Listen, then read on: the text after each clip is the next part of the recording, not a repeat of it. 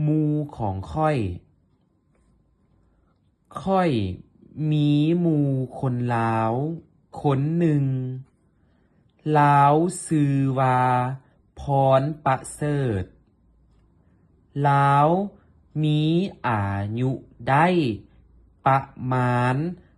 30 ปี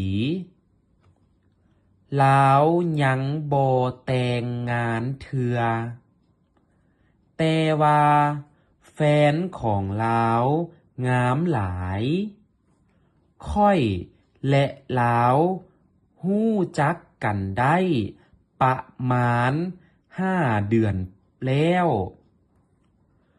ลาวเป็นคนใจดีหลายลาวมักช่วยเหลือคนอื่น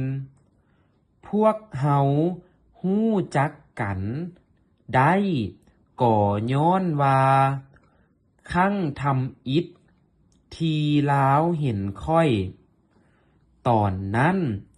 ข้อยกำลังมีปัญหากับการจ่ายเงินเพราะว่า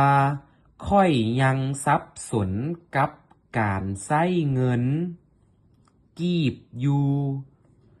แต่ลาวก็ได้มาช่วยข้อยฉะนั้นนับแต่มื้อนั้นมาพวกเฮาจึงได้กลายเป็นหมู่กันจนถึงปัจจุบันนี้